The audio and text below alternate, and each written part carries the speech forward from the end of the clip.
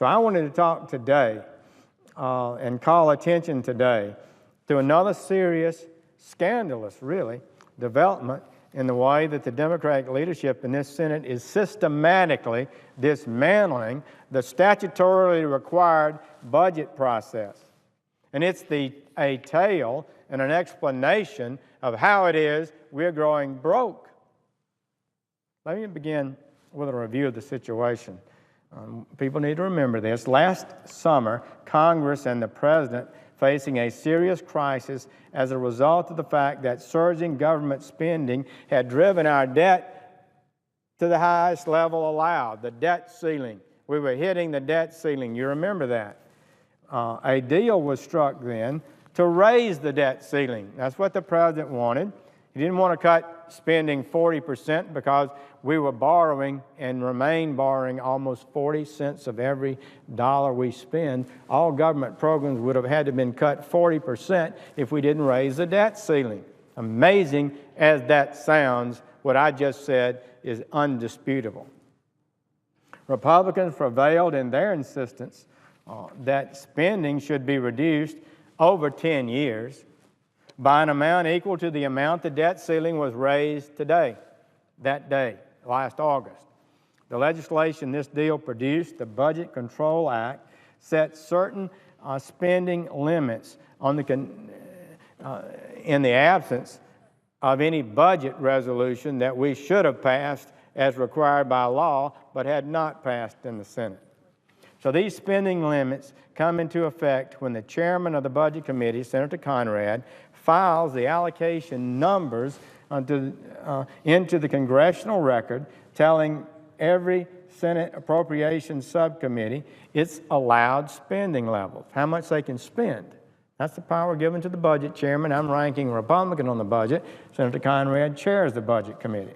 So the Budget Control Act plainly dictates that the 2013, that's beginning September 30th of this year, October 1st of this year, spending limits would be derived from the Congressional Budget Office spending baseline.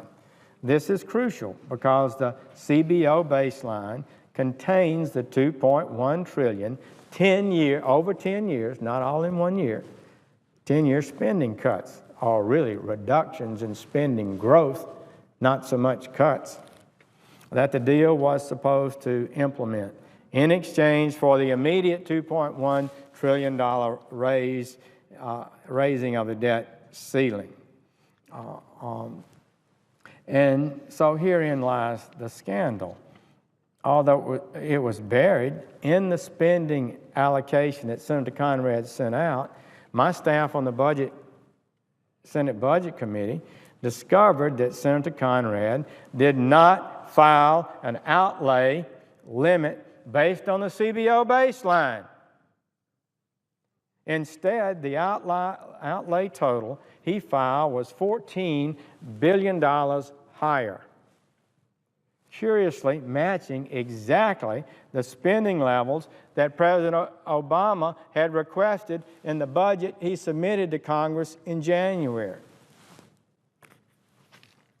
Although this discovery was not readily apparent, Chairman Conrad, to his credit, and he's an honorable man, does not dispute it. He simply asserts that it is within his discretion to unilaterally set a higher total. Again, because the CBO baseline reflects the spending reductions passed by Congress and signed into law, an increase above the baseline, as this allocation that he submitted does, is an abrogation of the deal. It's an abrogation of the agreement we reached in August. Bipartisan, really. And we told the American people, okay, we raised the debt ceiling. A lot of people didn't want to do it. A lot of Americans were hot about it.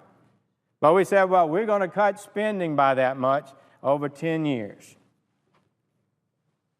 As reported by the publication CQ, quote, Conrad did not counter Sessions' claim that the elevated outlay limit would allow higher spending in fiscal year 2013, close quote. But this is not, let me emphasize, just the fault of Senator Conrad. This large violation of the Budget Control Act is without doubt the decision of Senator Reid, the Democratic leader, his leadership team, and really the members of the Democratic caucus who support him. Remember, outlays are the spending figure which directly registers on the debt. $14 billion in higher outlays in 2013 means $14 billion added to the debt. It's just that simple. In fact, the higher debt that will accrue next year as a result of the higher spending level means that interest payments, the amount of interest we pay on the debt that we accrue, will be greater and will also exceed CBO baseline limits. As a result, the chairman had to also boost spending authority for the Finance Committee by $79 million to compensate for the higher interest payments on the $14 billion added to the debt. This shows that the debt deal legislation has been violated not only in spirit but in letter. Why? Because if you increase discretionary outlays, you increase the debt and therefore increase the interest needed to service the debt. It is crystal clear that the legislation provides no flexibility whatsoever to inflate spending authority for this interest payment. It is in a direct violation of the Budget Control Act of last summer. But he had to do that to justify and to account for the $14 billion increase over the BCA numbers that was agreed to last August.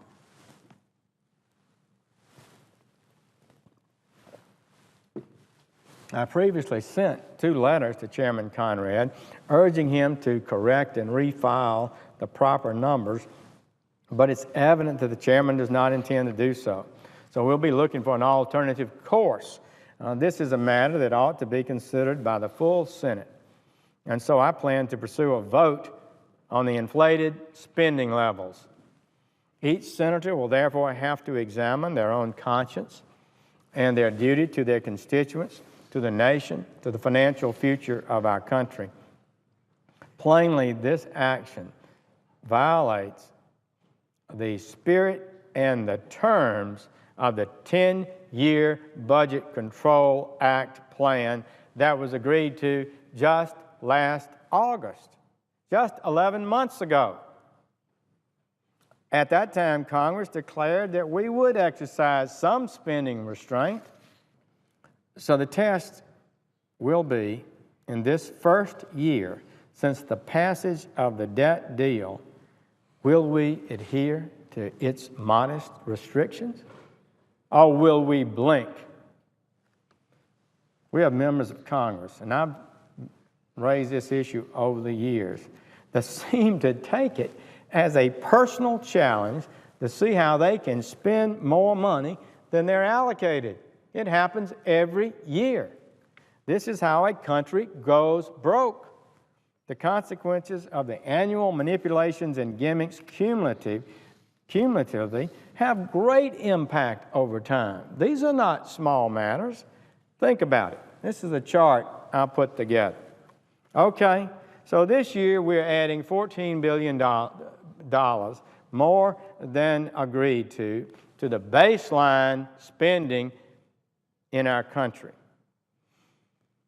And this gimmick adds $14 billion to that baseline next year. And so you think, well, it's only $14 billion, Jeff. Calm down. Well, first, Alabama's general fund budget, not including education, is less than $2 billion. $14 billion is a lot of money. We're an average-sized state. But this is how you need to think about these manipulations, because it's very significant as time goes by. If you violate in 2013, next year, the baseline by $14 billion, that goes into the spending level for the next year. And then if next year you violate it again, it's not just $14 billion next year. You're billing $14 billion on top of the $14 billion gimmicked into the spending level this year. It's $28 billion next year, added to the $14 billion we ripped the taxpayers off the previous year. It's $42 billion. You see how that goes up? Each year is adding to it. And we've been doing this kind of thing consistently. And if you just gimmick the budget, $14 billion a year, that's hard to believe, but if you gimmick the budget, $14 billion a year, and I remember doing a chart like this about 10 years ago, and we gimmicked the budget $18 billion that year.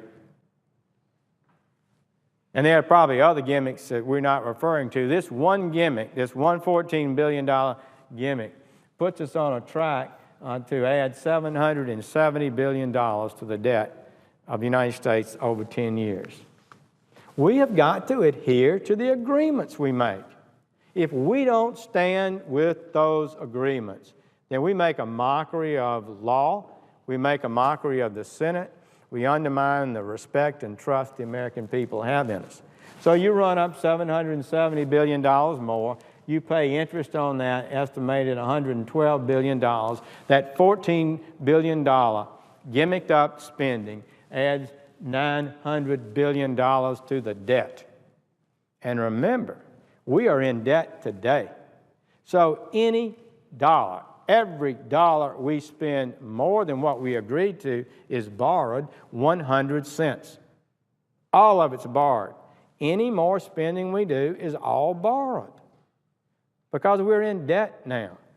That's pushing 40% of the money we spend is borrowed.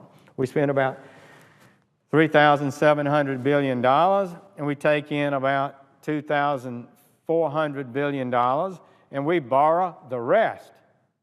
It's unsustainable. So meanwhile, the president continues his call for higher taxes, saying that taxing more will reduce the deficit.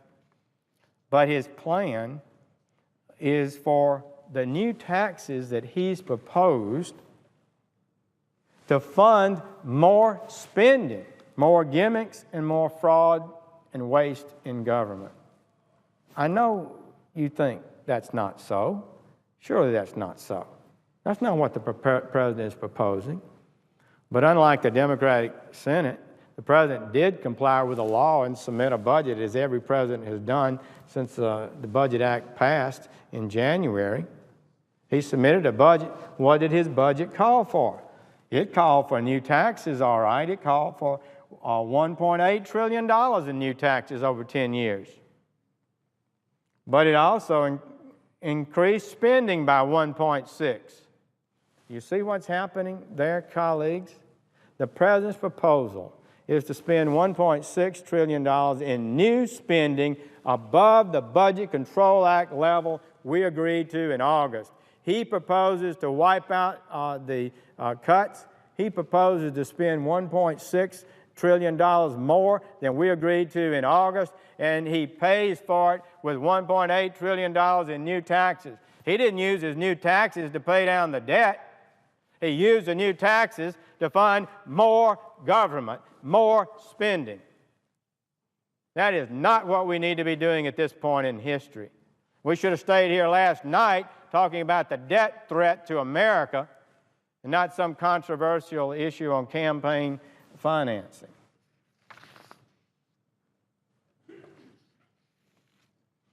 And for 3 years, 3 consecutive years, this Senate Democratic majority has refused to bring forth a budget plan as required by common sense and law.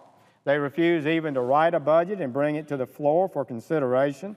They have no financial plan for the future of America. Senator Reid, what's your plan? He blocked Senator Conrad, who was willing and prepared to lay out a budget plan for the Democrats. He called on him not to do so. And for 3 years, they've not had a budget. We didn't even bring one up this year.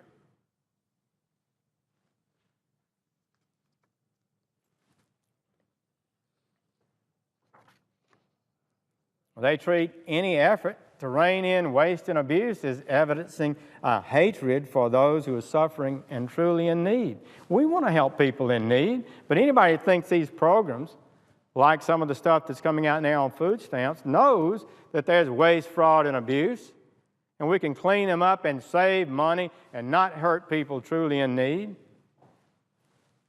From the IRS checks sent to illegal aliens that the Inspector General of the U.S. Treasury Department said has to end, lavish GSA parties in Las Vegas, reckless abuse of the food stamp program, and now this surreptitious $14 billion debt increase. There is no financial accountability in Washington. I'll be working to erase this $14 billion spending increase. It's important. I urge my colleagues to join me so that our actions will be consistent with our promises to the American people made just last August. Otherwise, we are breaching this agreement the first year. So it's always a gimmick and danger, you know, to spend the day and promise to pay for it in the future. Spend more today than the agreement called for, but we're going to pay for it in the future. First year in our agreement is being breached. The best avenue may be to raise a point of order, and we'll look at that and see how to bring this matter before the Senate. I'll be looking for that opportunity, but I really, truly believe it's a defining moment for us.